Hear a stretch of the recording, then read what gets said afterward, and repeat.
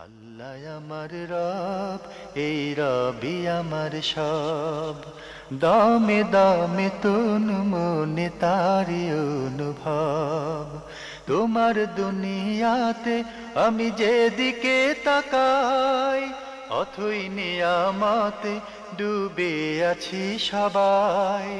পাক পাখালির গানে শুনি তসবি কলরব, তসবি কলরব। আল্লাহ আমার রব, এই রবি আমার সব। আসসালামু আলাইকুম। আলহামদুলিল্লাহ, আসসালাতু ওয়াসসালামু আলা রাসূলিল্লাহ। প্রিয় দর্শক, আপনারা যারা দেশে আছেন প্রবাসে, সবাইকে জানাই অনেক অনেক প্রীতি ও শুভেচ্ছা। শুরু হলো অ্যান্টিভা আয়োজিত এবং লাভ হলো নিবেদিত জুমাবারের লাইভ অনুষ্ঠান আপনার জিজ্ঞাসা। আপনাদের সাথে আছি আমি জয়নুল আবেদিন আজাদ। আর আজকে আমাদের মাঝে অতিথি হিসেবে উপস্থিত আছেন বিশিষ্ট আলেম ডক্টর মোহাম্মদ মতিউল ইসলাম। আসসালামু আলাইকুম ওয়া রাহমাতুল্লাহি ওয়া বারাকাতুহু। প্রিয় দর্শক, আমাদের আজকের প্রাসঙ্গিক আলোচনার বিষয় জীবন যাপনের ধৈর্য। চলুন তাহলে জিজ্ঞাসার আলোকিত ভুবনে আমরা প্রশ্ন নিচ্ছি। আসসালামু আলাইকুম। প্রিয় দর্শক, পরিচয় দিয়ে প্রশ্ন করুন। ওয়ালাইকুম আসসালাম, আমি সিলেট থেকে বলছিলাম। জি বলুন। জি, আমার প্রথম প্রশ্নটা হচ্ছে যে কোরবানির মাংস যেটা সেটা হিন্দুদেরকে দেয়া যাবে কিনা বা খাওয়ানো যাবে কিনা। আমার দ্বিতীয় কোশ্চেন হচ্ছে যে ইদানিং শুনতেছি যে পিরিয়ডের সময় মেয়েরা নাকি কোরআন মাজিদ পড়তে পারবে না, ওইটা কি টাচ করে পড়তে পারবে না, নাকি যেগুলি মুখস্থ আছে সূরা বা দোয়া কোরআন মাজিদ থেকে সেটা পড়তে পারবে না? অনেকে স্কলাররা বলতেছে যে টাচ করে পড়া যাবে না, কিন্তু যেগুলি মেমোরাইজ আছে মানে মুখস্থ আছে ওইগুলি পড়তে পারবে। আর যারা বলতেছেন যে পড়তে পারবে না ওইটা নাকি অথেন্টিক না।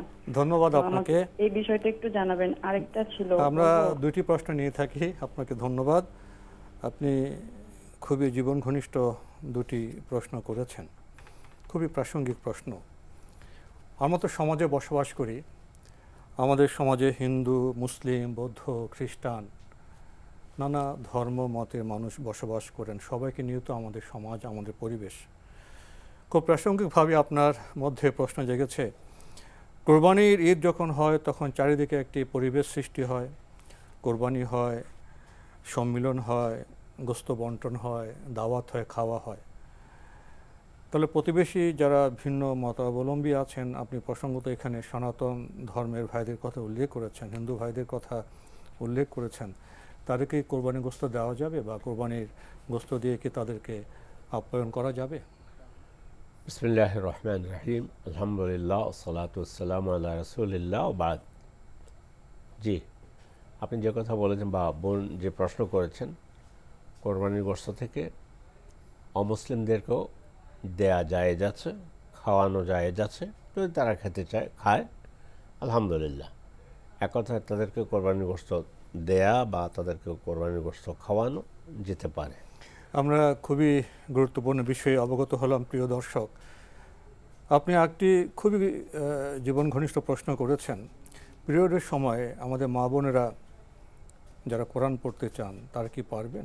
এখানে কতগুলো আপনি ভিন্ন মতের কথা উল্লেখ করেছেন। কেউ বলছেন যে মুখস্থ পড়া যাবে, কেউ বলছেন যে না, সেটা পড়া যাবে না। আসলে এ বিষয়ে বিধান কি? জি, আমার বিষয়টার মধ্যে দুই তিনটা ভাগ আছে। একটা তো আল্লাহ তাআলা কোরআনে কারিমে বলছেন লা ইয়ামাসসুহু ইল্লাল মুতাহহারুন। কোরআন যেন স্পর্শ না করে পবিত্রতা অর্জন করা ব্যতীত। তো পিরিয়ডের গোটা টাইমটা তোই অপবিত্র অবস্থায় থাকে।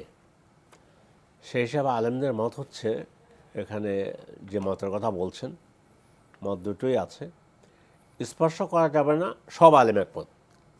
দুই, যেটাকে আল ওয়েরদুল ইয়াউমি, প্রাত্যহিক যে সমস্ত দোয়াগুলো আছে সে দোয়ার মধ্যে যদি পড়ে।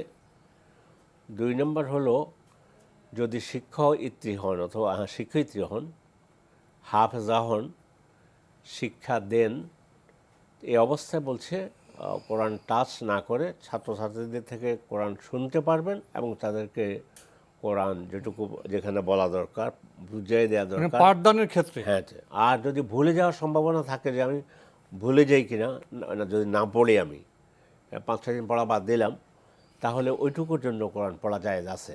এটা হলো অধিকাংশ আলেমদের মত, যাতে করে ভুলে না যায়। টাচ করবেন না, কিন্তু যেটুকু মুখস্থ আছে সেটুকু মেমোরাইজ করবেন এবং সেটুকু পড়তে পারবেন, এতে কোনো ইনশাআল্লাহ অসুবিধা হবে না। আমরা জানলাম বিষয়টি সম্পর্কে। প্রিয় দর্শক, প্রশ্ন নিচ্ছে। আসসালামু আলাইকুম, পরিচয় দিয়ে প্রশ্ন করুন। আসসালামু আলাইকুম। ওয়ালাইকুম আসসালাম। আমি নারায়ণগঞ্জ থেকে বলছি। একটা মানে যে গোসল করে কি নখ ফালানো যায়? আর প্রশ্ন হইলো কি যে বাথরুমে মানে যাওয়ার আগে কি মাথার মধ্যে কাপড় দেওয়ান লাগে নাকি বাথরুমে গিয়ে কি মাথার কাপড় না দিলে কি হয়, মানে সমস্যা হইব নাকি? ধন্যবাদ আপনাকে। আপনি দুটি সুন্দর প্রশ্ন করেছেন। প্রথম প্রশ্ন, গোসল করার পরে কি নখ কাটা যাবে? জি, অজু করার কথা বলছেন। অজু করার পরে নখ কাটা যাবে কিনা? যাবে, অসুবিধা। গোসল করার পরেও যাবে? গোসল করার পরে, অজু করার পরে নখ কাটাটা অজুভঙ্গের কোনো কারণের মধ্যে পড়ে না। গোসল ভঙ্গের কোনো কারণ নেই। গোসল বা অজুভঙ্গের কারণের মধ্যে নখ কাটা পড়ে না। গোঁফ কাটক, নখ কাটক, যেটা আপনি পুরুষের জন্য গোঁফ কাটা বা বোন যেটা বলেছেন নখ কাটা, কোনো সমস্যা নেই। জি, তো সাধারণত আমরা নখটো কাটার পরে গোসল করে থাকি, এটা একটা সাধারণ বিষয়, এটা সাধারণ ব্যাপার। মানে এখানে কোনো হারাম বা হালালের কোনো বিষয় না, এখানে না, নেই। কোনো কিছু নেই। আরেকটি প্রশ্ন করেছেন, বাথরুমে প্রবেশ করার সময় কি, আমাদের বোন প্রশ্ন করেছেন, মাথায় কি কাপড় দিয়ে প্রবেশ করতে হবে? না, এই ধরনের কোনো বিধান নেই যে আপনি ওয়াশরুমে যাচ্ছেন, ওই জন্য ওয়াশরুমে যাওয়ার সময় মাথায় কাপড় থাকতে হবে, বিষয়টা এমন কোনো বিধান নেই। না, এমন কোনো বিধান নেই। মাথায় কাপড় থাকলেও কোনো সমস্যা নেই, না থাকলেও সমস্যা না নেই। থাকলে কোনো সমস্যা নেই। ইসলাম সহজ দিন। জি, মানে আমরা জানলাম বিষয়টি সম্পর্কে। প্রিয় দর্শক, প্রশ্ন নিচ্ছে। আসসালামু আলাইকুম, পরিচয় দিয়ে প্রশ্ন করুন। জি, আসসালামু আলাইকুম জনাব আবেদিন ভাই সাহেব ওয়ালাইকুম এবং আসসালাম। ডক্টর সাইফুল্লাহ সাহেবকে অসংখ্য ধন্যবাদ। ভাই, প্রশ্ন করার আগে আমি একটু অনুরোধ করতে চাচ্ছিলাম, আপনার কি সময়টা কি একটু আগে নেওয়া যায় কি, 9টা 30 মিনিটে? তাহলে আমাদের জন্য একটু সুবিধা হয়। ধন্যবাদ আপনাকে। আপনার প্রশ্নে আসি আমরা। জি জি প্রশ্নে যাই। জি আপনার প্রশ্ন আছে? জি, ইনশাআল্লাহ। জি জি। আপনি কোত্থেকে বলছেন? আমার দুটো প্রশ্ন। আপনি আমি কোত্থেকে? মোহাম্মদ রাজিউল আলম, ভার্জিনিয়া থেকে। ও, ভার্জিনিয়া থেকে। আমার দুটি প্রশ্ন ডক্টর সাইফুল্লাহ ভাই সাহেবের কাছে। হ্যাঁ, আসলে সাইফুল্লাহ ভাই নাই, আজকে আছেন ডক্টর মতিউল ইসলাম ভাই। ও, অবশ্যই, সরি। আজকে ডক্টর মতিউল ইসলাম ভাই আছেন। ভাই সাহেবের কাছে আমার দুটো প্রশ্ন। জি জি। তো প্রথম প্রশ্নটা হচ্ছে, মুহাম্মদ সাল্লাল্লাহু আলাইহি সাল্লাম কোন সময়টা জুমার নামাজ পড়তেন, এবং জুমার নামাজের আগে এবং পরে মসজিদের ভিতরে কোনো নামাজ পড়তেন কিনা? জি। হ্যাঁ, আর সেকেন্ড প্রশ্নটা হচ্ছে, আমরা তো কাজে যাওয়ার আগে অজু করে তায়াম্মুম মানে মোজা পরে থাকি। এখন মোজাটা যদি একটু ফাঁকা ফাঁকা হয়, মানে গা দেখা যায়, তাহলে এই মোজা পরে তায়াম্মুম হবে কিনা? আপনি কি তায়াম্মুম প্রসঙ্গে প্রশ্ন করেছেন? জি জি জি জি। আপনি বলছেন যে মোজা যদি একটু ফাঁকা ফাঁকা থাকে, তাহলে সেই মোজা পরে তায়াম্মুম করা যাবে কিনা? হ্যাঁ, এটাই তো আমার প্রশ্ন ছিল। জি, ধন্যবাদ আপনাকে। আপনি সময়ের ব্যাপারে একটি পরামর্শ দিয়েছেন। আপনি প্রবাস থেকে প্রশ্ন করেছেন, ভার্জিনিয়া থেকে। তো ভাইয়া, আমাদের এই সময় সংক্রান্ত অনেক আমরা পরামর্শ পেয়ে থাকি। তো এক এক ভূগোলে আসলে সময়টা এক এক রকম, এবং এটা আমরা অবশ্যই অনুভব করি, উপলব্ধি করি যে নির্দিষ্ট ভূগোলের মানুষের জন্য একটা পছন্দনীয় সময় বা সুবিধাজনক সময় আছে। কিন্তু সমন্বয় করতে গিয়ে আমরা প্রথমে আমাদের স্বদেশকে, বাংলাদেশকে গুরুত্ব দিয়ে থাকি। তো এখানে জুমাবার দিন এর আগে পিছনে আমাদের অনেক প্রোগ্রাম থাকে। তো একটি প্রোগ্রামে যদি সময় পরিবর্তন করতে যাই, আগে পিছিয়ে অনেকগুলো সময়ের অনুষ্ঠানের বিষয় চলে আসে, আবার বিজ্ঞাপনদাতাদের নির্দিষ্ট সময় থাকে। ব্যাপারটা একটু জটিল বটে। তো আপনার যে প্রস্তাব আর একটু এগিয়ে 9:30টায় করা যায় কি না, সেটা আপনি বললেন। আমাদের যারা কর্তৃপক্ষ, তারা জানলেন। যদি বিবেচনা করা যায় তারা অবশ্যই ভেবে দেখবেন। আপনার প্রশ্নে আসি। আপনি প্রশ্ন করেছেন নবী সাল্লাল্লাহু আলাইহি ওয়াসাল্লাম কখন জুমা নামাজ আদায় করতেন, এর আগে পরে তিনি কি নামাজ পড়তেন? রাসূল সাল্লাল্লাহু আলাইহি ওয়াসাল্লাম জুমার সালাত আদায় করতেন এক কথা সূর্য হেলে যাওয়ার পরে, মানে মাথার উপরে থেকে একটু হেলে যাওয়ার পরে, তার মানে প্রথম আউয়াল ওয়াক্তে জুমার সালাত আদায় করতেন। এবং জোহর হোক আর জুমা হোক সূর্য ঢলে যাওয়ার পরেই পড়তে হবে, নামাজটা পড়তে হবে সূর্য ঢলে যাওয়ার পরে। এটা হলো রাসূলের নামাজ পড়ার টাইম ছিল। জোহর হোক কিংবা জুমা, দুটার যে কোনো একটা, যেটাই হোক, এক কথায় সূর্য ঢলে যাওয়ার পরে নামাজ পড়তেন, বিলম্ব করতেন না। না। আর এর আগে পরে তিনি কি নামাজ পড়তেন? হ্যাঁ, এটা হলো গুরুত্বপূর্ণ প্রশ্ন, এটা ভালো করে বুঝতে হবে। আগে পরে নামাজ পড়া সম্পর্কে রাসূল সাল্লাল্লাহু আলাইহি ওয়াসাল্লাম তিনি বলেছেন, কোনো ব্যক্তি জুমার দিন খুব সুন্দর করে গোসল করে, ভালো করে গোসল করে, আতর সুগন্ধি গ্রহণ করে মসজিদে আগে আগে এসে যা ইচ্ছা তার মনে চায় নামাজ পড়ার জন্য, তাতে বোঝা গেল এটা নফল নামাজ, 2 রাকাত, 4 রাকাত, 6 রাকাত, 10 রাকাত, যে যা পারে পড়বে। প্রথমত তাহিয়াতুল মসজিদ 2 রাকাত পড়বেন, হ্যাঁ সেটা আছে, তাহিয়াতুল মসজিদ, তারপরে 2 রাকাত করে যতটা সম্ভব। তাহিয়াতুল মসজিদ নামও বলে, দুখুলুল মসজিদে নামও আছে। তারপরে 2 রাকাত, একই নামাজ, নাম ভিন্ন, 2 রাকাত করে যা পারে পড়বে। তো রাসূল এটা হলো আমভাবে বলে দেয়া হয়েছে। আর এটা আপনার জুম্মার ফরজ নামাজের আগে, ফরজ নামাজের আগে, কিন্তু এটা নফল, যার মনে যা চায় 2 রাকাত বাধ্যবাধকতা নেই, না কোনো বাধ্যবাধকতা, যতটা পড়বেন ততটাই ফজিলত পাবেন, সওয়াব পাবেন। এটা গেল একটা পার্ট। আর জুমার সালাতের পরে 2 রাকাত করে রাসূল নিজেও পড়তেন। জুমার পরে 2 রাকাত করে, কখনো 2 রাকাত মসজিদে পড়তেন, 2 রাকাত বাসায় পড়তেন, বা তিনি বাসায় পড়তেন। নফল নামাজ, কিছু নফল নামাজ বাসায় পড়াই উত্তম। এটা হলো জুমার সালাত আদায় হয়ে যাওয়ার পরে। আমরাও যারা আছি, পরের 2 রাকাত করে 4 রাকাত সুন্নত হবে। কিন্তু প্রথমে কাবলাল জুমা নামাজ বলে কোনো নামাজ নেই। আমি কিন্তু নামাজ পড়েছি আর নামাজ আছে, দুইভাবে বুঝতে হবে। মানে বাক্যটা হলো আরবি কাবলাল জুমা, জুমার আগে, কিন্তু নামাজের নাম কাবলাল জুমা নামে কোনো নামাজ নেই। আপনি জুমার আগে নামাজ আছে 2 রাকাত করে নফল নামাজ যার যা ইচ্ছা তা পড়তে পারবে। ভাই এটা কেউ সুন্নত বলে, কেউ না, সুন্নত রাসূল এভাবে বলে ছেড়ে দিয়েছেন, যার মনে যা চায় সে তা পড়লো। কিন্তু ওই যে সুন্নাহ বললে অর্থটা না যে ওই খতিব সাহেব বলেন যে সুন্নাহ মুআক্কাদা, যার সুন্নাহ মুআক্কাদা বাকি আছে পড়ে নেন। আসলে সুন্নাহ মুআক্কাদা বলতে, অথবা কাবলাল জুমা আছে, এটা কাবলাল জুমাটা পড়ে নেন। তো এটা বুঝার মধ্যে একটুখানি সমস্যা আছে। নামাজ আছে, জুমার নামাজে ফরজের আগে নামাজ আছে, 2 রাকাত নফল পড়বো। আর জুমার পরে আমরা অনেকে বলেন যে মসজিদে বলে 4 রাকাত আর বাসায় পড়লে 2 রাকাত। এখন সমস্যা হয়ে গেল বুঝতে গিয়ে, জোহর যেমন একটা নামাজের নাম, আসর যেমন একটি নামাজের নাম, মাগরিব যেমন একটা নামাজের নাম, ঠিক অনুরূপ কাবলাল জুমা নামে নামাজের নাম নয়। বাক্যটা আরবিতে হচ্ছে জুমার নামাজের আগের নামাজ। আর জুমার নামাজ তো প্রকৃত অর্থে 2 রাকাত ফরজ নামাজ, 2 রাকাত। এর আপনার আগেও আপনার নফল নামাজ আছে, এর পরেও নফল নামাজ, পরেও গিয়ে যদি পরে গিয়ে যেটা রাসূল নিজে পড়েছেন বা সাহাবারা পড়েছেন, 2 রাকাত করে 4 রাকাত পড়েছেন, এটা তখন সুন্নাহর মধ্যে চলে যাবে, সুন্নাহর মধ্যে চলে যাবে। জি, আমরা এবং ওই বাদাল জুমা শব্দটাও নামাজের নাম, কিন্তু বাদাল জুমা না। বাদ মানে পরে, জুমার পরে কি করেছেন রাসূল, তখন আসছে রাসূল সাল্লাল্লাহু আলাইহি ওয়াসাল্লাম জুমার পরে এইভাবে 2 রাকাত করে 4 রাকাত নামাজ আদায় করতেন, অথবা 2 রাকাত বাসা আদায় করতেন। আর অনুরূপ মুসল্লিরা পেছনে যারা আছেন তারা জুমার নামাজ, এই জুমা বলতে কিন্তু আসলে ওই 2 রাকাত, ওই 2 রাকাত হলো জুমার নামাজ, ফরজ যে 2 রাকাত। জুমা আগে এটা নফল, আর জুমার পরে যেটাকে আমরা সুন্নত বলতে পারি।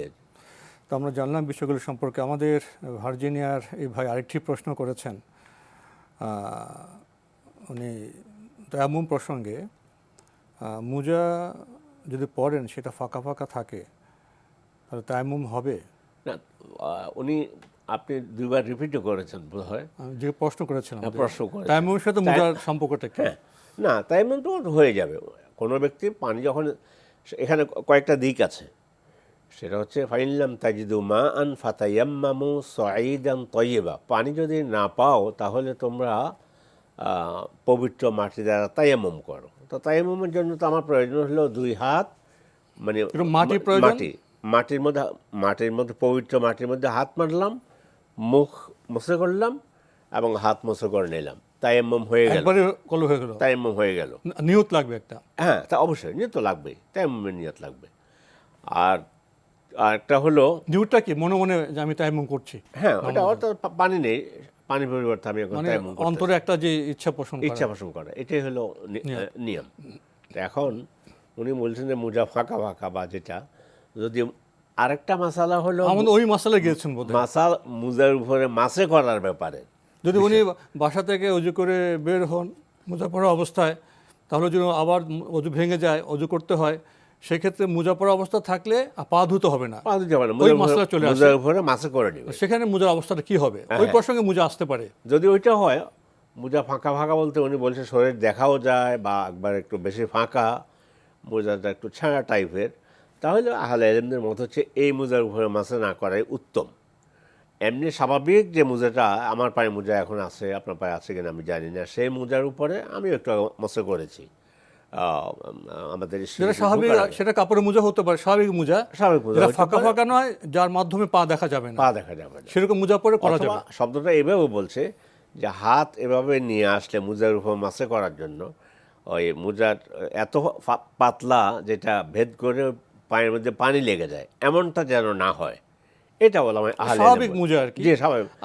আর হাতটা যে মাসে করবে, শুধু মোজার উপরিভাগে করলে হবে না, নিচের দিকে করতে হবে? নিচে লাগবে না, শুধু উপরিভাগে, উপরে, শুধু উপরে একবারে করলে হয়ে যাবে। একবার পানির উপরে এইভাবে হাতটা টেনে নিয়ে আসবে, উপরে অবস্থায় করলে হবে। হ্যাঁ। তো আমরা ভাইকে 2টা উত্তর দিয়ে দিলাম।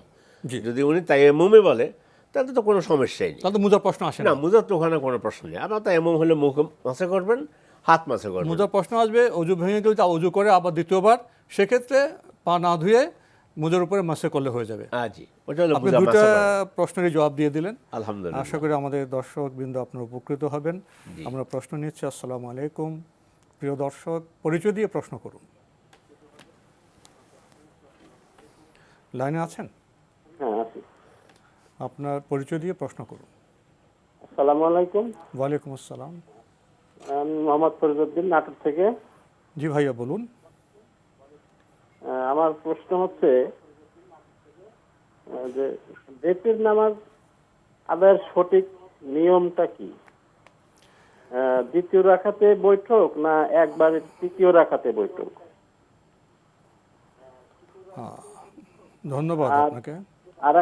আরেকটু প্রশ্ন আছে এর সাথেই, একই প্রশ্নের সাথেই, জি। যে দোয়া কুনুতটা পাঠ করার সঠিক নিয়ম কি? হ্যাঁ, ধন্যবাদ আপনাকে। সূরা তেলাওয়াতের পর হাত তুলে তাকবীর দিয়ে হাত বেঁধে দোয়া কুনুত পাঠ করতে হবে না হাত তুলে দোয়া কুনুত পাঠ করতে হবে? জি, ধন্যবাদ আপনাকে। তো আসলে প্রথমে যেভাবে প্রশ্ন করেছিলেন বিতরের সালাতের নিয়ম, এটা অনেক দীর্ঘ বিষয় ছিল, আমরা সেভাবে যেতে পারতাম না। আপনি পরে সুনির্দিষ্ট প্রশ্ন করেছেন, সেটাই ঠিক হয়েছে। বৈঠকের নিয়মটা কি? দ্বিতীয় রাকাতে বৈঠক করবেন না একবার তৃতীয় রাকাতে বৈঠক করবেন? জি, আপনি যেটা বলেছেন আমি ওটা ওখানে আমি উত্তর দিচ্ছি না। ওই যেটা বলছেন যে বেতের কথা আর কি, যে নিয়ম বিস্তারিত এটা এনটিভির এখন 20 বছরের মধ্যে পদার্পণ করেছেন, এই 20 বছরে এটা আলোচনা করে আসা হচ্ছে বিদায় ওটা বলছি আর কি। যাই হোক, ওদিকে আমি যাচ্ছি না। আপনি যেটা বলেছেন, প্রশ্ন যেটা দিয়েছেন, ইয়ে হলো বৈঠকের নিয়মটা কি। জি। বেতের সলাতের আপনি একটা শব্দ বলেন বৈচিত্র্য আছে, শব্দটা সুন্দর একটা, মানে আমার ভালো লেগেছে আর কি। হ্যাঁ, মত বৈচিত্র্য আছে। সেটা হচ্ছে বৈচিত্র্যটা বুঝে নিতে হবে। ওয়েত্রণ শব্দ ছিল, তো বাংলায় বেতের না বলে কোনো উপায় নেই। বেতেরকে ওয়েতেরকে লেখা যায় না, এই জন্য আমরা বেতের সলাত বলি, কিন্তু লেখা সীমাবদ্ধতা আছে, শব্দগত কারণে। কিন্তু শব্দটা হবে সলাত, প্রচলন হয়ে গেছে বেতের হয়ে গেছে, এটা প্রচলিত শুদ্ধ। কিন্তু আরবিটা হলো সলাতুল ওয়েতের, এটা। এখন যাচ্ছে বৈঠক। সলাতুল ওয়েতের শব্দের অর্থ হলো বেজোড়। তো বেজোড়ের মধ্যে 1 বেজোড়, 3 বেজোড়, 5 বেজোড়, 7 বেজোড়, সবগুলো বেজোড়। আল্লাহ রাসূল সাল্লাল্লাহু আলাইহি সাল্লাম এভাবে তিনি ওয়েতের সালাত বা বিতের সালাত তিনি আদায় করেছেন বিভিন্নভাবে। তবে বেশি যেটা আদায় করেছেন সেটা হচ্ছে বিষয়টা এভাবে, সেটা হচ্ছে প্রথম তিনি বলছেন সালাতুল লাইলি মাসনা মাসনা ফাইজা খাসিয়া আহাদুকুমুস সুবহা ফায়ুতিরুহা বিরাকা। রাতের নামাজ 2 রাকাত 2 রাকাত করে।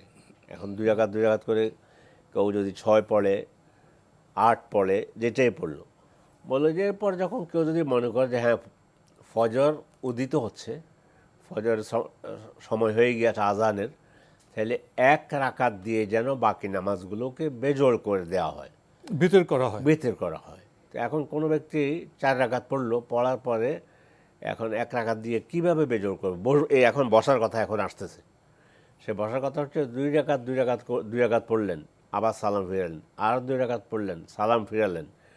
সালাম ফিরে আপনি উঠে আবার 1 রাকাত দিয়ে বা ওই যা আগে যেগুলো পড়েছেন সেটাকে বেজোড় করে দেবেন 1 রাকাত দিয়ে। অথবা 2 রাকাত পড়ার পরে আপনি আর সময় তেমন নেই, এরপর আপনি 1 রাকাত পরে বেজর করলেন, তাহলে 2 রাকাত পড়ার পর সালাম ফিরাতে হবে। সেদিকে আসতেছি আমি। তাহলে আপনি 2 রাকাত পড়লেন, মানে এক কথা 2 রাকাত 2 রাকাত করে না, সালাম ফিরে উঠে 1 রাকাত পড়ে আপনি সালাতকে বেজোড় করে দেবেন। এই একটা পদ্ধতি আছে। দ্বিতীয় পদ্ধতি হচ্ছে 3 রাকাত যদি পড়েন আপনি, 3ও বেজোড়। রাসূল থেকে সহিহ হাদিসে এটাও এসেছে কন্টিনিউ 3 রাকাত পড়েছেন, মাঝখানে বসেন নেই। আল্লাহু আকবার বলে 1 2 3 রাকাত পড়ে সর্বশেষ রাকাত মানে 3 রাকাতে বেজোড় করেছেন। মানে দ্বিতীয় রাকাতে বসেননি? না, দ্বিতীয় রাকাতে বসেননি। বসলে সালাম ফিরে উঠে 1 রাকাত দিয়ে বেজোড় করবে। এমন একটা মত তো আছে যে আহলে ইলমদের মধ্যে কেউ কেউ মত প্রকাশ করেছেন যে 2 রাকাত পড়ে তাশাহুদ পড়ে তারপরে দাঁড়িয়ে 1 রাকাত দিয়ে বেজোড় করবে। এটা একটা মত আছে, কিন্তু সহিহ মত হচ্ছে 2 রাকাত পড়ে সালাম ফিরাবে, 2 রাকাত করে যাই পড়লো সালাম ফিরাবে, সালাম ফিরে তারপরে 1 রাকাত দিয়ে নামাজকে বেজোড় করে দেবে। সেক্ষেত্রে আবার শেষ রাকাতে আর নিয়ত করতে হবে না? না, আবার 5 রাকাতও বলেছেন, 5 রাকাতও বলেছেন কন্টিনিউ। আল্লাহু আকবার বলে নিয়ত করে নামাজের ভিতরে ঢুকেছেন, ঢুকে কন্টিনিউ 5 রাকাত পড়েছেন, এটাও আছে হাদিসের মধ্যে। তো এই দিক থেকে এখানে অনেক বৈচিত্র্য আছে। হ্যাঁ, এই দিক থেকে উত্তম হলো 2 রাকাত 2 রাকাত করে নামাজ আদায় করে আপনি তারপর সর্বশেষ 1 রাকাত দিয়ে নামাজকে বেজোড় করে দেবেন। এটা সবচেয়ে উত্তম মত। 3 রাকাত যদি এমন করেন, 3 রাকাত পড়লে একাত্রে পড়বেন, মাঝখানে না বসে। কারণ একটা হাদিসের মধ্যে এসেছে তোমরা বেতের সালাতকে মাগরিব সালাতের মতো করো না। আমি আবারও বলছি, একটা মত এই ব্যাপার আছে, থাকলেও কিন্তু মজবুত এবং শক্তিশালী মত হচ্ছে এভাবে যে 3 রাকাত পড়লে কন্টিনিউ আদায় করবে, মাঝখানে বসবে না মাগরিব সালাতের মতো। এটা হলো বসার ব্যাপারে বলা হয়েছে।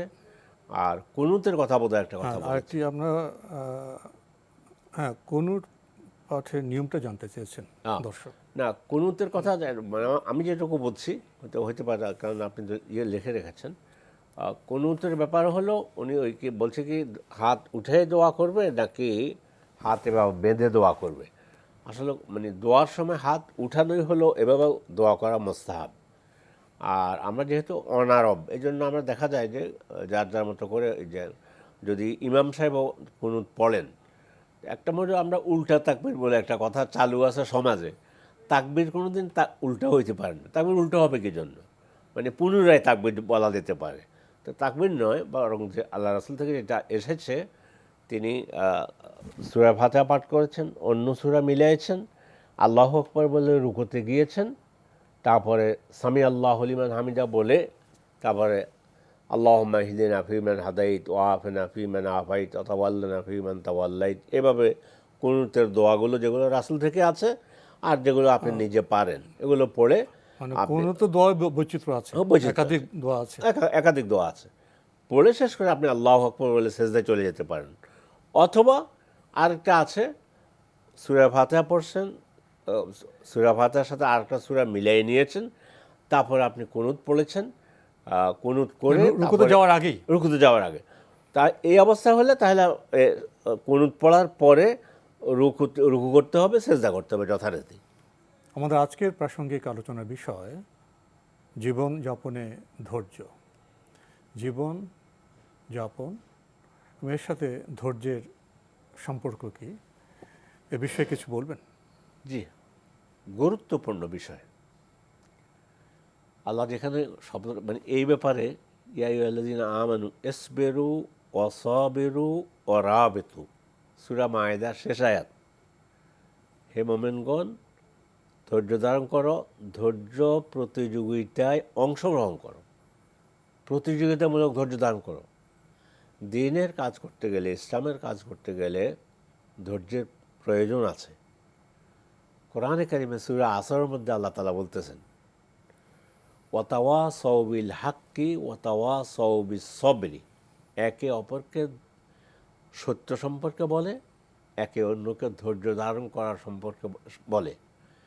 উৎসাহিত করে দেয়। উৎসাহিত মানে তাওয়াসাও মানে একজন অপরজনকে বলা, শুধু ধৈর্য ধরলেই চলবে না।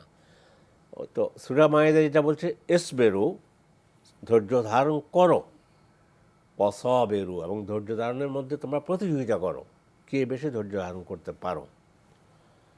তো এই জন্য ধৈর্য মানে দুটো দিক। ধৈর্য ধারণের জন্য একটা হলো, অনেকে শুধুমাত্র এটুকু মনে করে যে আমার একটু অসুখ হয়েছে, আল্লাহ মাফ করেন, হেফাজত করেন, আমাকে ধৈর্য ধারণ করতে হবে, আল্লাহ সন্তুষ্টির উপরে সন্তুষ্ট থাকতে হবে। এই ধৈর্য ধারণটা কিন্তু তখন আপনার ইবাদতে পরিগণিত হবে। হাদিসের মধ্যে আসছে, আল্লাহ রাসূল বলেছেন, হাত্তা শাউকা ইয়াশুকুহা, একটা কাঁটা বিঁধে পায়ের মধ্যে যদি কষ্ট পায়, এটার জন্য আল্লাহ তাআলা তার মুমিন ব্যক্তির আখিরাতের পথ সুগম করে দেন। ধৈর্যের এই একটা ফলাফল পেলাম। 2 নম্বর হলো ধৈর্য ধারণ করা শুধুমাত্র বালা মুসিবত, রোগ, বিপদ আপদ এটা নয়, বরং ধৈর্য ধারণ দুটা। ন্যাক কাজ করতেও ধৈর্যের প্রয়োজন আছে, কষ্ট আছে। সালাত তাহাজ্জুদ আদায় করবে, প্রচণ্ড ঠান্ডার দিন, সেখানে উঠে নামাজ আদায় করতে একটু কষ্ট করতে হয়, সেখানেও ধৈর্য ধারণ করা দরকার আছে। 2 নম্বর, পাপ কাজ থেকে বেঁচে থাকাও ধৈর্য ধারণ করতে হয়।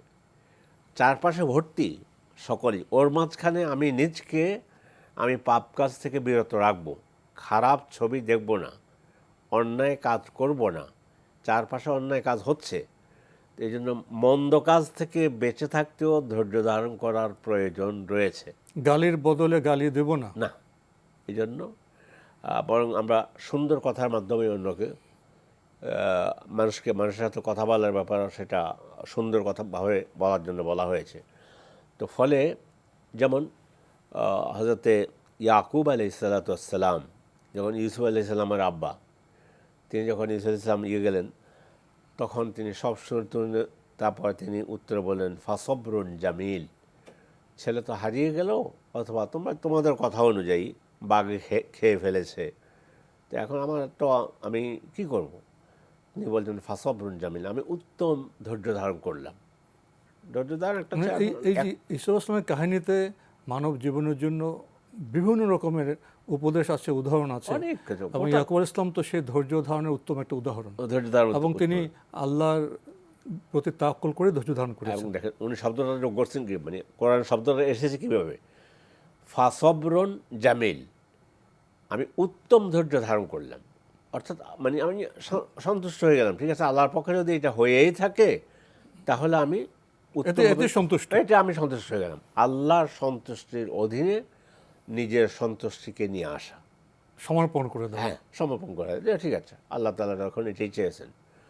তো আল্লাহ তাআলা কোরআন শরীফে আরেক জায়গায় বলছেন সূরা বাকারার মধ্যে, ওয়ালানাবলুয়ান্নাকুম বিশাইইম মিনাল খাউফি ওয়াল জু'i ওয়া নাকসিম মিনাল আমওয়াল ওয়াল আনফুসি ওয়াস সামারাত ওয়া বাশশিরিস সাবিরিন আল্লাযীনা ইযা আসাবাতহুম মুসিবা ক্বালু ইন্না লিল্লাহি ওয়া ইন্না ইলাইহি রাজিউন। আল্লাহু আকবার। আমি পরীক্ষা করব, ওয়ালানাবলুয়ান্নাকুম, তোমাদেরকে, ওয়ালানাবলুয়ান্নাকুম বিশাইইম মিনাল খাউফি ওয়াল জু'i, ভয়, ক্ষুধা, ওয়া নাকসিম মিনাল আমওয়াল, সম্পদের ক্ষতি, জানমালের ক্ষতি দিয়ে, ইত্যাদি ইত্যাদি, এগুলো করে এই অবস্থায় তুমি যদি ধৈর্য ধারণ করো, আমার উপর সন্তুষ্ট থাকো, আমার উপরেই ভরসা করো, তুমি উত্তম ধৈর্য ধারণ করো। আল্লাহ এখন বলতেছেন অবাশশিরিস সাবিরিন, সুসংবাদ দিন ধৈর্য ধারণকারীদেরকে, আল্লাযীনা ইযা আসাবাতহুম মুসিবা, তাদের যদি কোনো বিপদ আসে, কলু, তারা তখন উত্তরে বলে, ইন্না লিল্লাহি ওয়া ইন্না ইলাইহি রাজিউন, আমরা আল্লাহর জন্য এবং আল্লাহর দিকেই আমাদেরকে ফিরে যেতে হবে। প্রসঙ্গত আমাদের জীবনযাপন থেকে শুধু আমাদের বাংলাদেশের নয়, আমাদের বৈশ্বিক পরিমণ্ডলে আমরা দুটো চিত্র আমরা গত কিছুদিন দেখেছি। একটা হলো করোনার সময়, এবং বর্তমানে যে ইউক্রেন এবং রাশিয়া যুদ্ধ হচ্ছে, যুদ্ধের কারণে যে খাদ্যশস্যের সংকট, জ্বালানির সংকট। আমরা তো বিভিন্ন সময় আপনাদের বক্তব্য থেকে জেনেছি, যখন রোগ শোক হবে, বিপদ আপদ আসবে, তখন যদি আল্লাহর প্রতি তাওয়াক্কুল করে ধৈর্য ধরে দুটো ফল পাবো, একটা গুনাহ মাফ আর একটা মর্যাদা বৃদ্ধি। এটা তো ধৈর্য ধরনের ফল। এই বিষয়ে আমরা আরও কথা শুনবো, আমাদের লাইনে অনেক ফোন অপেক্ষা করছে। আমরা পরবর্তী কোনো বিরতিতে আবার এই বিষয়ে ইনশাল্লাহ আপনার সাথে আমরা কথা বলবো। তবে এটা আমরা জানলাম ইন্নাল্লাহা মা'আস সাবিরিন, যে ধৈর্যশীলদের সাথে আল্লাহ থাকেন। ধৈর্য ধারণের মধ্যেই কল্যাণ, ব্লেম অভিযোগের মধ্যে কোনো কল্যাণ নেই। প্রিয় দর্শক, আমরা খুবই গুরুত্বপূর্ণ বিষয়ে কথা শুনছিলাম। সুযোগ হলে আমরা এই বিষয়ে আরও কথা শুনবো শায়খের কাছ থেকে। প্রশ্ন নিচ্ছি। আসসালামু আলাইকুম। প্রিয় দর্শক, পরিচয় দিয়ে প্রশ্ন করুন। আসসালামু আলাইকুম। ওয়ালাইকুম আসসালাম। আমি বেনজির আহমেদ বলছি ঢাকা থেকে। জি ভাইয়া বলুন। যে আমার প্রশ্নটা হলো, আমি আলহামদুলিল্লাহ হজ থেকে ফিরেছি রিসেন্টলি, কিন্তু আমার সঙ্গে সাথী ভাই ছিলেন দুজন। ওনারা মিনায় যে 10ই জুলহজ এবং 11ই জুলহজ মিনায় যে রাত্রি যাপনের কথাটা আছে, ওনারা সেটা করেননি। এখন কি বাংলাদেশে এসে দম দিলে কি সেটা পূরণ হবে? আর প্রশ্ন আছে? জি, আর একটা প্রশ্ন হলো, আমি জানা মতে মনে হয়নি কোনো কোনো ওয়াজিব বা সুন্নত ছেড়েছি। তারপরেও আমি চাচ্ছি 10 জন মিসকিনকে খাইয়ে দেওয়ার জন্য। এটা কি দিলে, যদি কোনো ওয়াজিব বা সুন্নতের কোনো খেলাফ হয়ে থাকে, এটা কি পূর্ণ হবে কিনা? 10 মিনিট খাওয়াতে চাচ্ছেন, তাই না? জি, ধন্যবাদ আপনাকে। আপনাকে অভিনন্দন, আপনি হজ থেকে ফিরেছেন। আমাদের জন্য দোয়া করবেন, আমরা আপনার জন্য দোয়া করি আপনি হজ আল্লাহ কবুল করুন। এবং হজ পরবর্তী যে দায়িত্ব আছে, আপনাকে মাধ্যম করে সবার প্রতি আহ্বান জানাবো, হজ পরবর্তী কর্তব্য সম্পর্কে যেন আমরা সচেতন থাকি। তো আপনি একটি সুনির্দিষ্ট প্রশ্ন করেছেন। 10 এবং 11 জিলহজ তারিখে তো মিনায় অবস্থানের কথা, রাত্রি যাপনের কথা। তো কেউ যদি সে কাজটি না করে দেশে ফিরে আসেন বাংলাদেশে, এখানে এসে দম দিলে কি সেটা ঠিক হবে? জি, প্রথম হলো 10, 11, 12 কমপক্ষে। 10 তারিখ তো হলো ইয়ামুন নাহার, ঈদের দিন, সেদিন থাকবেই। আর আইয়ামুত তাশরিক বলা হয় 11, 12, 13, এই 3 দিন। 13তম দিন থাকলেও না থাকলে নাই, এখতিয়ার আল্লাহ তাআলা দিয়েছেন। 13 তারিখ ফামান তাআজ্জালা ফি ইয়াওমাইনি ফালা ইসমা আলাইহি ওয়া মান তাআখারা ফালা ইসমা আলাইহি। গেল 13 তারিখ চলে গেল, বাকি 2 দিন। এখন উনি বলেছেন, উনি তো আলহামদুলিল্লাহ ছিলেন, ওনার 2 বন্ধু ছিল না। এ ব্যাপারে ছিল না। এখন থাকাটা ওয়াজিব বাদ পড়লে দম দিতে হয়। সেই দম দিতে হবে মক্কাতে, হারাম এরিয়ার মধ্যে, মানে ওখানে, হ্যাঁ, সে ওখানে দম ওটাকে দম বলা হয়। চমৎকার আপনি দম শব্দ ব্যবহার করেছেন।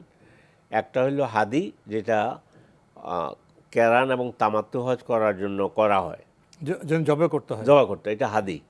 আমরা সারা পৃথিবীতে যেটা জবে করি ওইটা উদহাইয়া, আরবিতে নামে পরিবর্তন, সবগুলো কোরবানি বলি আমরা।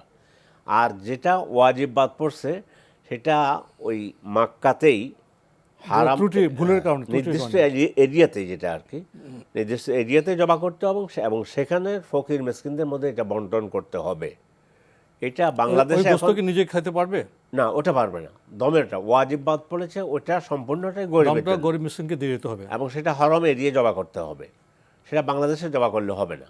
তো এই জন্য এখন কী করতে পারে, আগামী বছর, এখন তার সেখানে তো হজের কর্মকাণ্ড তো শেষ হয়ে গেল, আগামী বছর সেখানে তিনি ওই 2 বন্ধু 2টা পশুর টাকা সেখানে পাঠিয়ে দিয়ে, কারো মাধ্যমে, যে আমাদের মাধ্যমে, যেটা 2টা দম যেন দেওয়া হয়, অথবা ব্যাংকে টাকা জমা দেওয়া হয়ে যায়। ওখানে ব্যাংকের টাকা জমা দেওয়া আছে, আছে সুযোগ আছে, ব্যাংকে টাকা জমা দিয়ে দিব, হয়ে যাবে ইনশাআল্লাহ, চিন্তার কোনো তবে কারণ নেই। বাংলাদেশে নয়, আগামী তো বাংলাদেশে হাজের নয়। মৌসুমে সেটা নির্দিষ্ট এলাকাতেই মক্কা শরীফে সে জিনিসটা করতে হবে। জি, ওটাই করতে হবে। এখানে একটা মত, অন্য একটা মত আছে, কিন্তু সে মতটা তুলনামূলক দুর্বল, যে কেউ বলছে যে ও মানে ওখানে ইয়ে করা ওয়াজিব নয়। না, ওয়াজিব, ওয়াজিব, এবং ওয়াজিব যখন তরক করেছে ওয়াজিব জন্য দম দিতে হবে, দম দিলে সেটা ওই মক্কা এরিয়াতে দিতে হবে, হারাম এরিয়াতে দিতে হবে।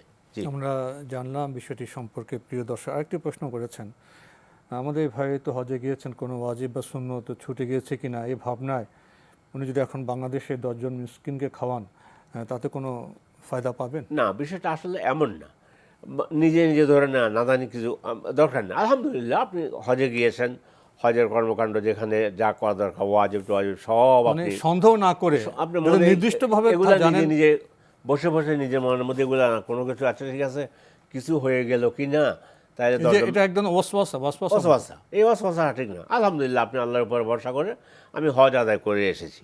এখন হলো আপনি যদি বাংলাদেশে অন্য কোনো কারণে যে গরিব মেসকিনটা খেতে পারে না, আল্লাহ আমাকে দিয়েছে, আমি 10 জন মেসকিনকে খাওয়াই দিলাম, এটা ভিন্ন মাসালা।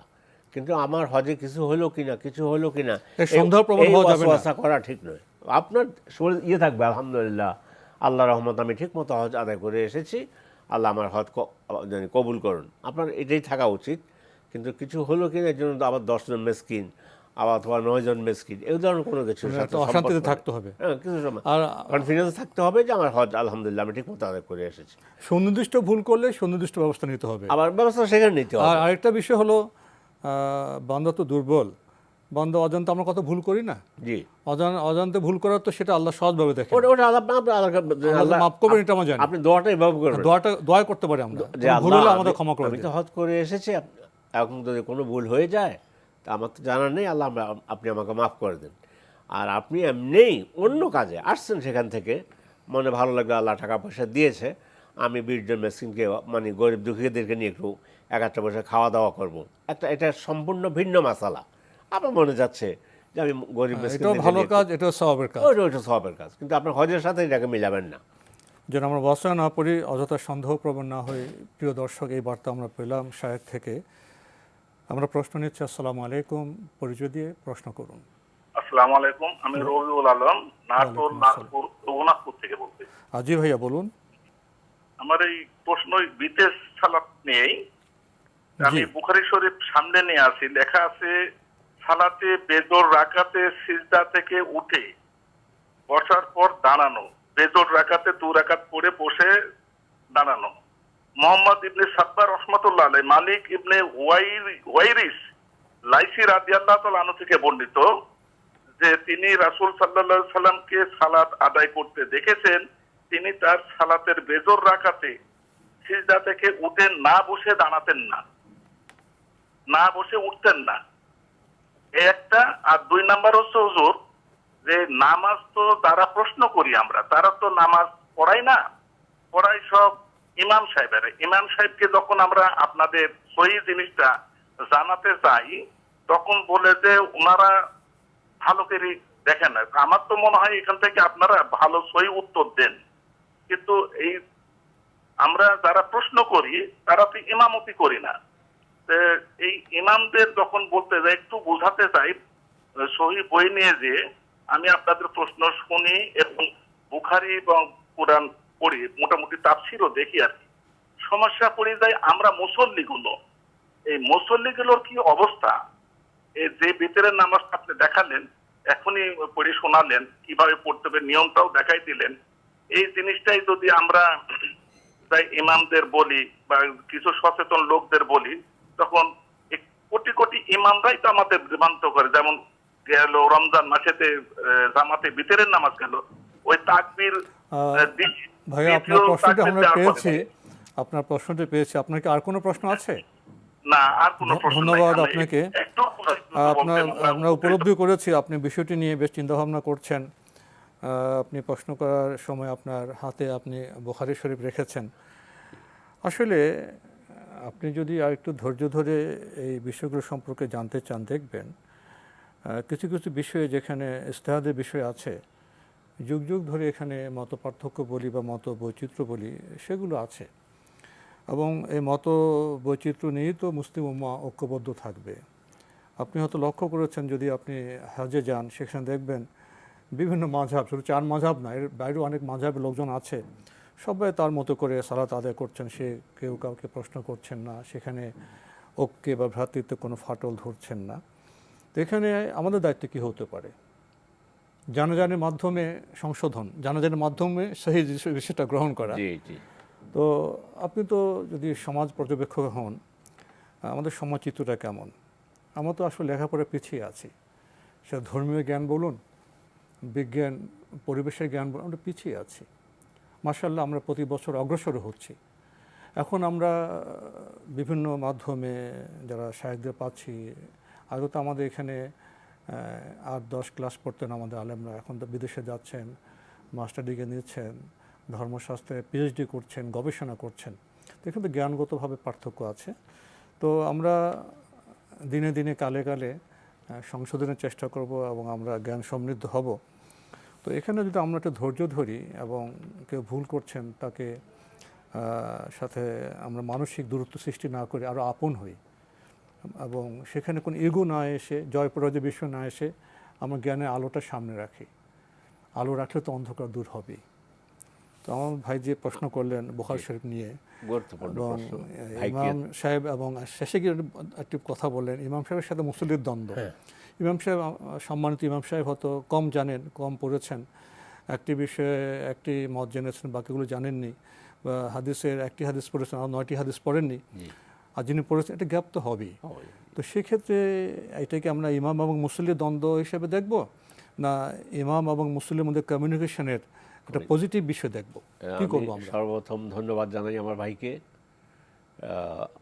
আমি কয়েকদিন আগেই আমার বাসায়, আমার ইয়ের জন্য, সর্বপ্রথম আমি একজন খতিব, আপনাকে বলছি, আমি এভাবে আদায় করি। আমার মুসল্লিদেরকে আমি এভাবে, আপনি যেভাবে সহিহ বুখারীর কথা বলেছেন, হাদিসের নাম্বার দিয়ে সুন্দর করে বুঝিয়ে দেওয়ার চেষ্টা করি, এটাই উচিত। কিন্তু আমার পাশে আরেকজন ইমাম যিনি এভাবে পড়েন না, আমি ওনার সাথে শত্রুতাও পোষণ করি না, কাদা ছড়াছড়িও করি না, আমি হাসি মুখে কথা বলি।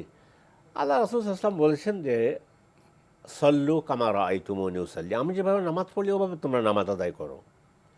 2 নম্বর বলেছেন, তোমাদের কাছে আমি দুটো জিনিস ছেড়ে যাচ্ছি, আল্লাহর কোরআন এবং আমার সুন্নাহ, এটাকে তোমরা যদি আঁকড়ে ধরো তাহলে তার তৌফিক আমরাইন লাম তাদের, তাহলে তোমরা পথভ্রষ্ট হবে না।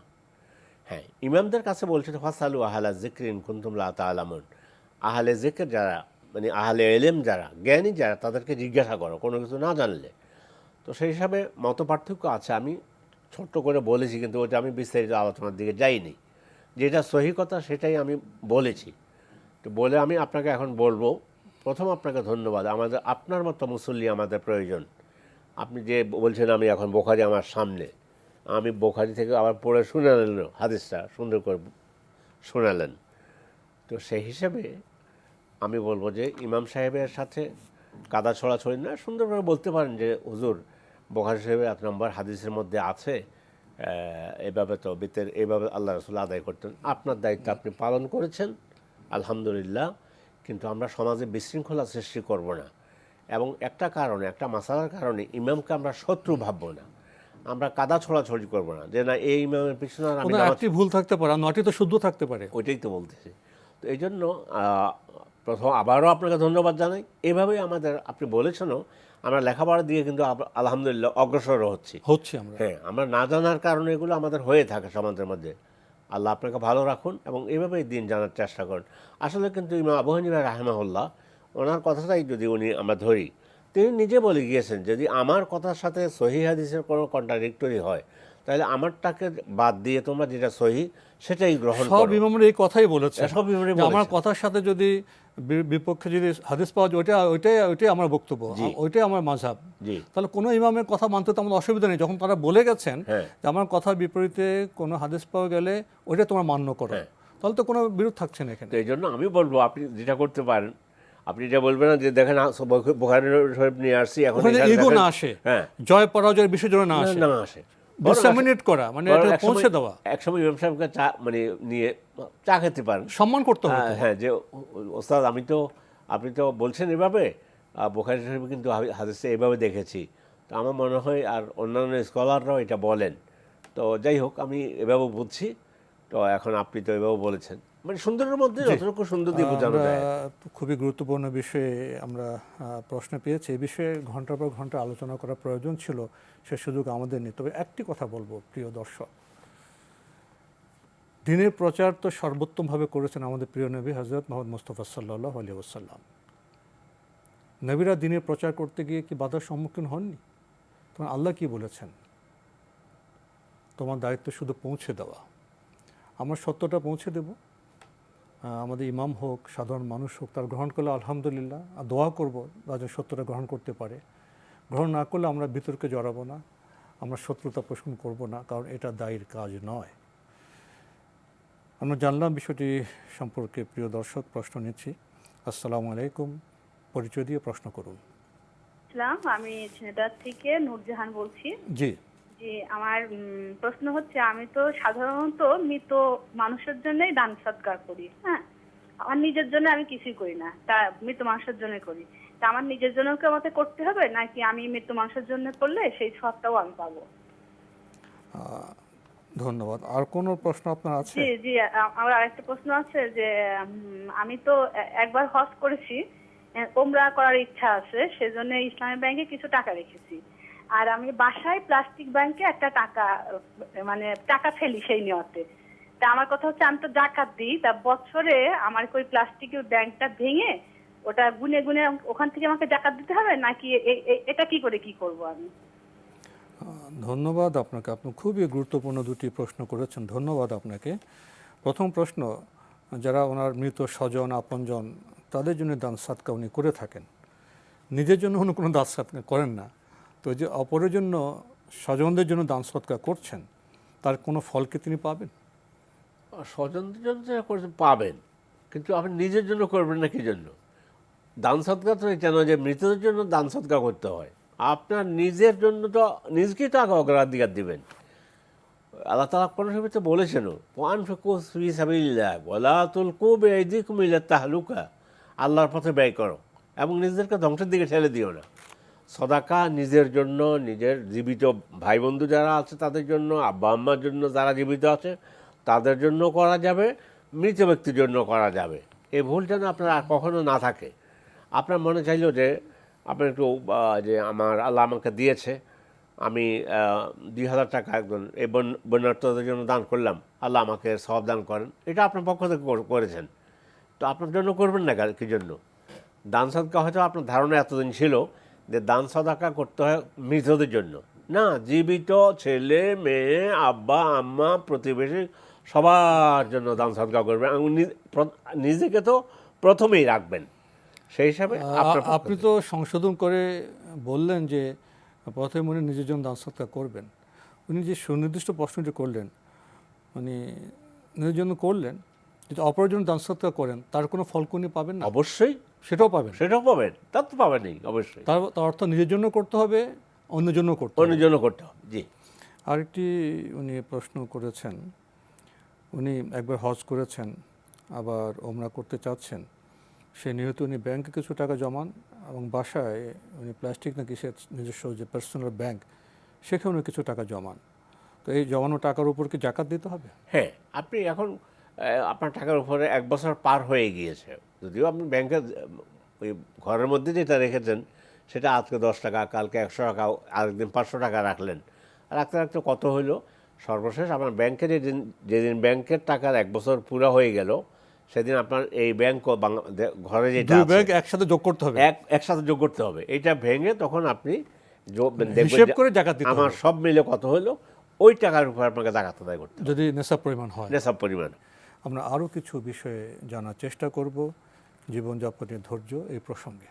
জি, সর্বপ্রথম যেটা বলতে চেয়েছিলাম, প্রথম দুইটা কথা বলেছি যে ভালো কাজ করতে, ন্যাক কাজ করার জন্য ধৈর্যের প্রয়োজন, আর খারাপ কাজ থেকে বেঁচে থাকার জন্য সেটাও ধৈর্যের প্রয়োজন আছে। ইতিবাচক নেতিবাচক দুই ক্ষেত্রে ধৈর্যের প্রয়োজন আছে। এখানে মদ পান করা হচ্ছে, কিন্তু এখানে খারাপ ছবি দেখা হচ্ছে, আমাকে ধৈর্য ধারণ করতে হবে, এগুলোর সাথে তো আমার খারাপ সম্পর্ক থেকে নেই। বাঁচার ক্ষেত্রে ধৈর্য বাঁচার ধারণ। ক্ষেত্রে। এটা তো বললাম। এবার আসুন, দিনের কথা আপনি বলতে যাবেন, দিনের দাওয়াত দিতে যাবেন, দিনের পথে চলতে যাবেন, আপনাকে একবার যত নবী আদম আলাইহিস সালাম থেকে শুরু করে আমাদের নবী মুহাম্মদ সাল্লাল্লাহু আলাইহি ওয়াসাল্লাম পর্যন্ত প্রত্যেক নবী রাসূল দিনের দাওয়াত দিতে গিয়ে তাকে কষ্ট করতে হয়েছে, ধৈর্য ধারণ জুলুমের করতে শিকার হয়েছে, জুলুমের হতে হয়েছে। শিকার হয়েছে। এবং অনেক নবীকে তো হত্যাই করা হলো, হত্যা ইহুদিরা সেটা করেছে। করেছে অনেক, অসংখ্য নবী বলছে ওয়াক্তুলুন আম্বিয়া বেগাইরি হক, ওয়াক্তুলুন আম্বিয়া বলছে নবীদেরকে হত্যা করেছে। আমাদের রাসূল সাল্লাল্লাহু আলাইহি ওয়াসাল্লাম প্রথম যেদিন সাফাতে উঠে ইয়া সবাহা বলে ডাক দিলেন, তখনকার কালচারটা এভাবে ছিল, কৃষ্টি কালচার এভাবে ছিল, লোকজন জড়ো করার জন্য পাহাড়ে উঠে ডাক দিত, আওয়াজ দিতেন ইয়া সবাহা বলে। তো সবাই আসলো, নিজের চাচা আবু লাহাব আসছে। এই প্রথম যখন সব কিছু বুঝিয়ে যখন লা ইলাহা ইল্লাল্লাহর দাওয়াতটা দিলেন, তখন আবু জেহেল পাথর কুড়িয়ে নিয়েছে আল্লাহ রাসূলকে নিক্ষেপ করার জন্য, নিজের ভাতিজাকে, এবং নিজের ভাতিজা, এবং বলল যে তাব্বান লাকা ইয়া মুহাম্মদ, মুহাম্মদ তোমার জন্য ধ্বংস। তখন আল্লাহ সূরা লাহাব নাযিল করলেন, তাব্বাত ইয়াদা আবি লাহাবিন ওয়া তাব। দেখুন কি বিষয়, ওর ভিতরে তো ওর স্ত্রীর কথাও আছে, সেও আল্লাহ রাসূলকে কষ্ট দিত। তো তার স্ত্রী যখন আয়াত এটা নাজিল হলো, তার স্ত্রী এত বড় একটা পাথর হাতে নিয়ে রাসূল তখন বাইতুল্লাহ অবস্থান করতেছেন, মারার জন্য এসেছে। আল্লাহরই হুকুম, আল্লাহ তাআলা তখন সেটা রাসূলকে আল্লাহ হেফাজত করেছেন। কাছে এসে দেখলো আবু বকর আর রাসূল দুইজনে বসা ছিল, কাছে এসে দেখা যায় রাসূল নেই, আবু বকর আছে। তো আমি যেটা বলতে চাচ্ছিলাম, যখন সে ওই ছড়া কাটলো আবু লাহাবের স্ত্রী, যে মুজাম্মামুন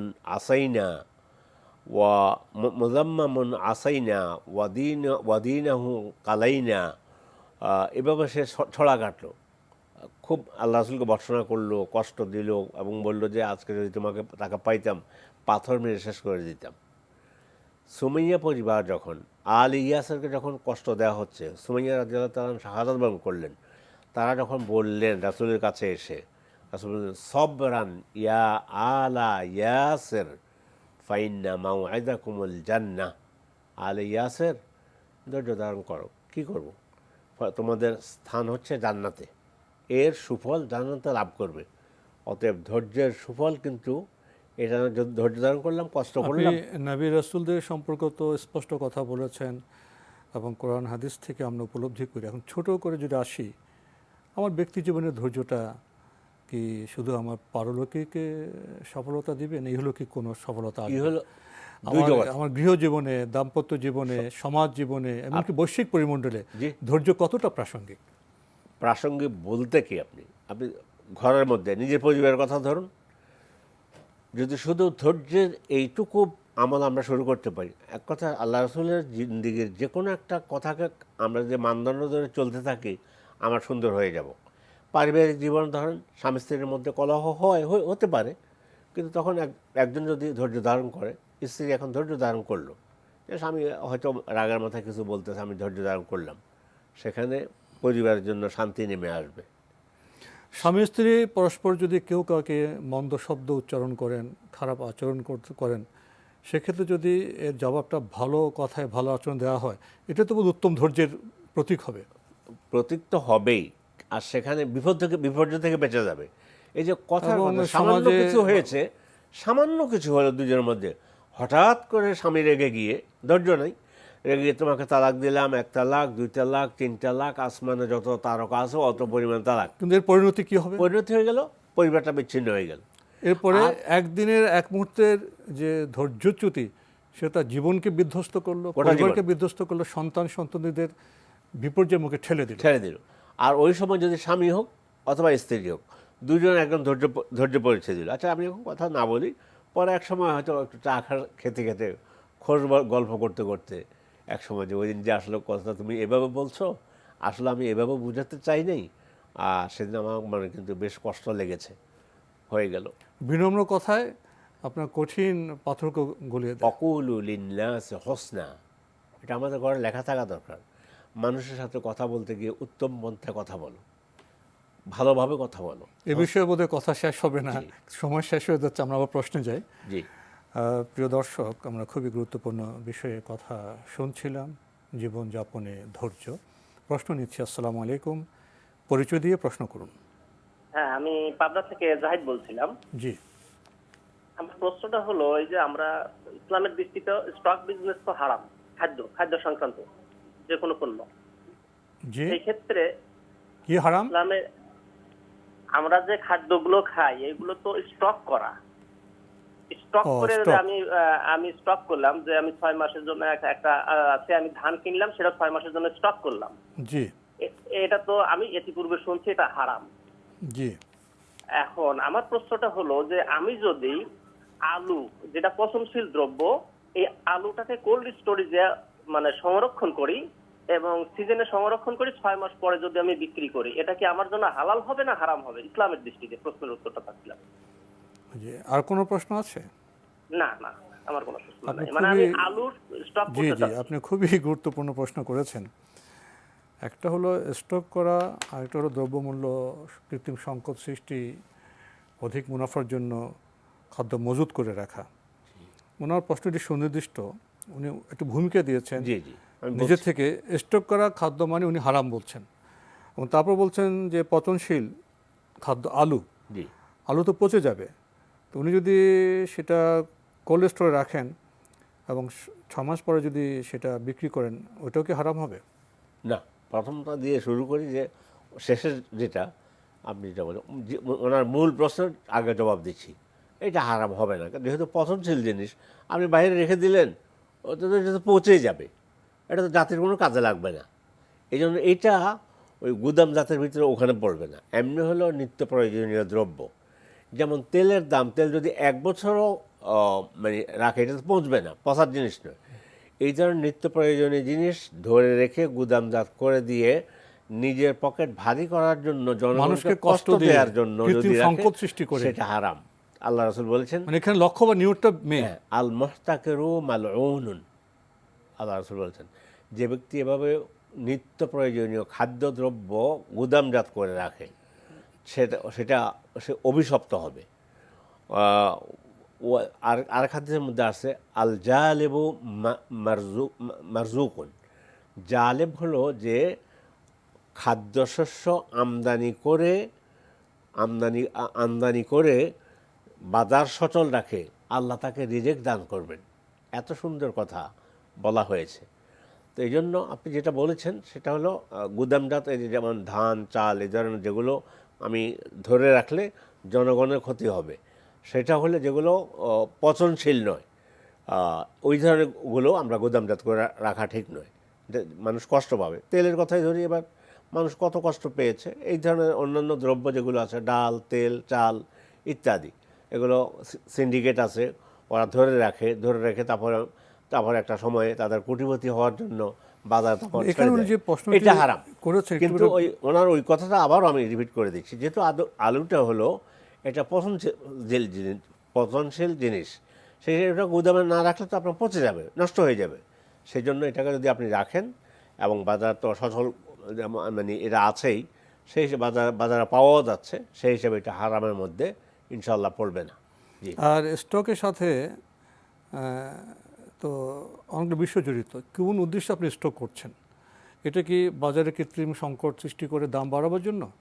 এটা কি মানুষকে কষ্ট দেওয়ার জন্য? যেমন মনে করি জানুয়ারিতে আলুর সিজন আসলো, লক্ষ লক্ষ টন আলু উৎপাদিত হলো। জানুয়ারিতে আপনার এই আলু সব ভক্তরা খেতে পারবে না, তখন কী করবেন? তখন সেটা তো গোদামজাত করতে হবে, পচনশীল দ্রব্য। যদি লক্ষ্য হয় যে খাদ্যর অভাব সৃষ্টি করা, মানুষের কষ্ট দেওয়া, এটা তো হারাম হবে। কিন্তু ব্যবসা, পণ্যকে সংরক্ষণ এবং সঠিক সময়ে এটাকে বের করা, প্রয়োজন সময় বের করা, এতে লাভ হলেও কোনো ক্ষতি নেই। এখানে লক্ষ্যটা, উদ্দেশ্যটা মেইন। ওটাই বলছেন। জি, আমরা খুবই গুরুত্বপূর্ণ বিষয় জানছিলাম। প্রশ্ন নিচ্ছি। আসসালামু আলাইকুম, প্রিয় দর্শক, পরিচয় দিয়ে প্রশ্ন করুন।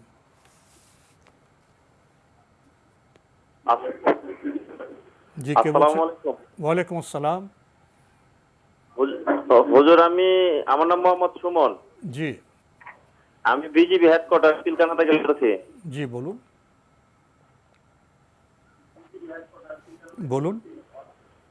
হুজুর আমার প্রশ্ন হলো, আমার আব্বা মানে আমার আব্বা যে আমাদের আমরা এখন আমরা আগে অভাবগ্রস্ত ছিলাম আর কি, গরিব ছিলাম।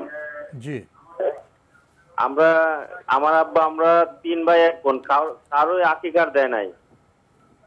জি এখন আমরাও বিয়া শাদী করছি, আমাদের চাকরি হয়েছে, আমরা বিয়া শাদী করছি, আমাদেরও সন্তান হয়েছে। জি এখন আমার 1 ছেলে আমার 1 মেয়ে। জি এখন আমাদের তো আকিকার আমার বাপ মা এখনো দিতে পারে না। এখন কি আমি কি আমার সন্তানের আকিকার আমার আকিকার নাতে দিতে পারবো? আপনার আর কোনো প্রশ্ন আছে? না, এইটাই আমার প্রশ্ন। ধন্যবাদ, খুবই আপনি সুন্দর প্রশ্ন করেছেন ভাই, বিডিআরের সৈনিক ভাই। আপনাদেরকে আমরা অভিনন্দন জানাই, আপনার দেশের জন্য কাজ করছেন। খুবই সত্য কথা আপনি উচ্চারণ করেছেন। আমাদের প্রিয় স্বদেশের আমরা অনেক মানুষের তো আমরা দরিদ্র, আমরা সংগ্রাম করে উঠি, মা বাবার প্রতি দায়িত্ব পালন করি, সন্তানের প্রতি দায়িত্ব পালন করি। আশা করি আপনিও আপনার সন্তানের লেখাপড়ার কাজ করাচ্ছেন। আপনার প্রশ্ন জেগেছে আপনার সন্তান আপনি আকিকা দিতে চান, আপনি এখন সামর্থ্যবান, সুন্দর বিষয়। কারণ আপনার প্রশ্ন জেগেছে আপনার তো আকিকা হয়নি, দরিদ্র ছিলেন, বাবা মা দিতে পারেননি। তবে আপনার আকিকা না দিয়ে দেওয়ার কারণে উনি ওনার সন্তানের আকিকা দিতে পারবেন না? পারবে। আগে আপনার আকিকা দেওয়া হয়নি, আপনার আব্বার আকিকা দেওয়া হয় না, দাদার দেওয়া হয়নি, সেটা ভিন্ন কথা। দেওয়া হয়নি। এখন আপনি আপনার ছেলে মেয়েদের আকিকা, এমনি আকিকা তো নিয়ম হলো সন্তান জন্মগ্রহণের 7 দিনের মাথায় আকিকা দেয়া। আর আকিকার ফজিলত হচ্ছে আল্লাহ রাসূল সাল্লাল্লাহু আলাইহি ওয়াসাল্লাম বলেছেন, আল গোলামু মারহুনুন, অথবা কোনো বর্ণনায় এসেছে মুরতাহানুন বে আকিকাতিহি, সন্তান তার জীবনের নিরাপত্তা জড়িত আকিকার সাথে। এটা ফজিলত দিয়ে দিলে আল্লাহ তাআলা আকিকার ফলে জানের বদলে জানের একটা নিরাপত্তা হয়ে গেল। তো এখন আপনার আব্বা আপনারটা দেয়নি, তাই বলে আপনি আপনার সন্তান আপনারও উচিত ছিল সন্তান যেদিন জন্মগ্রহণ করেছেন ওর 7 দিনের মাথায় আকিকা দেয়া।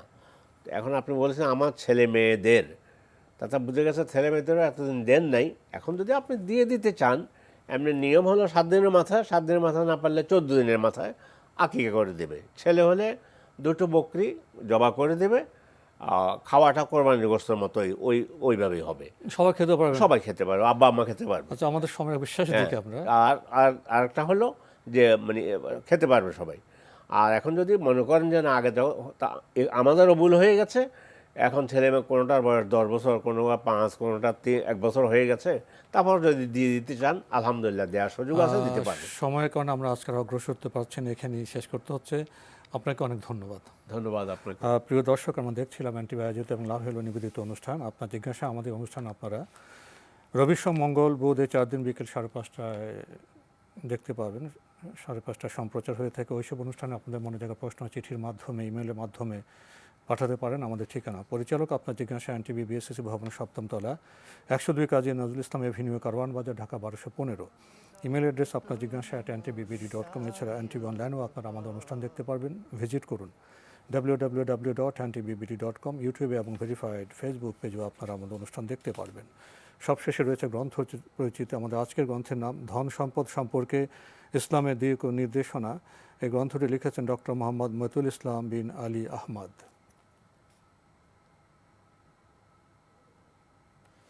গুরুত্বপূর্ণ এই গ্রন্থটি প্রকাশ করেছে আহসান পাবলিকেশন। দীর্ঘ সূচি রয়েছে। আল মাল বা সম্পদের অর্থ, মুমিনের লক্ষ্য হবে দিন দুনিয়া নয়। আল্লাহ রাসূল সাল্লাল্লাহু আলাইহি ইসলামের ভালোবাসাকে অগ্রাধিকার দিতে হবে সম্পদের উপর। এরপর রয়েছে ইসলামে সম্পদ সংরক্ষণের গুরুত্ব, রয়েছে সম্পদের প্রতি ইসলামের দৃষ্টিভঙ্গি, সম্পদ উপার্জনের উৎস। এরপরে রয়েছে ইসলামের বাজার নীতি, রয়েছে সম্পদ ব্যয়ের খাত, রয়েছে সম্পদে ফকির মিসকিনের অধিকার, আর অনেক গুরুত্বপূর্ণ বিষয় রয়েছে এর ভেতরে। সময় স্বল্পতার জন্য আমরা বিস্তারিত সূচিতে যেতে পারলাম না। এই গ্রন্থটি যদি কেউ পেতে চান টেলিফোনে যোগাযোগ করতে পারেন। Telephone number 01728112200। আবারও বলছি 01728112200। ধনসম্পদ সম্পর্কে ইসলামের দিক ও নির্দেশনা। এই গুরুত্বপূর্ণ বইটি লিখেছেন আমাদের আজকের যিনি অতিথি ডক্টর মোহাম্মদ মতিউল ইসলাম। যদি সংক্ষেপে কিছু বলতেন। জি, আমি তো লিখেছি কিন্তু আমি একেবারে সংক্ষেপে বলতে পারি। আল্লাহ তাআলা কোরআনে কারিমে সম্পদকে এক জায়গায় বলেছেন আল মালু আল বানুনা জিনাতুল হায়াতুদ দুনিয়া, ধন সম্পদ জীবনের শোভা। আরেক জায়গায় বলেছেন ইন্নামা আমওয়ালুকুম ওয়া আওলাদুকুম ফিতনা, তোমাদের সন্তান এবং তোমাদের সম্পদ হলো ফিতনা, পরীক্ষা। এই দুটোকে সামনে রেখে আমি ভাবলাম আল্লাহ এক জায়গায় বলছে শোভা, কিভাবে এখানে সমন্বয় করা যায়। তারপরে চিন্তা করে বইটা লিখেছি। আহসান পাবলিকেশন বইটা পাবলিশ করেছেন, এখন থেকে 10 দিন আগে প্রেস থেকে বের হয়েছে। আপনার চমৎকার এই যে উদ্যোগ, এর জন্য আপনাকে অনেক ধন্যবাদ। সময় থাকলে বরঞ্চ অন্তত 2-3 মিনিট আলোচনা করতাম, তো ইনশাল্লাহ আমাদের দর্শকরা জেনেছে। আপনাকে অনেক ধন্যবাদ। প্রিয় দর্শক, আমরা গ্রন্থের সাথে আমরা পরিচয় ঘটালাম, গ্রন্থ আমরা পড়ি। দেখা হবে ইনশাল্লাহ আগামী জুমাবার একই সময়ে। প্রিয় দর্শক, মহান আল্লাহ আমাদের সবাইকে নিরাপদে রাখুন শান্তিতে। আসসালামু আলাইকুম। আমার রব, এই রবি আমার সব, দামে দামে তুন মনে তারি অনুভব। আল্লাহ আমার রব, এই রবি আমার সব, দামে দামে তুন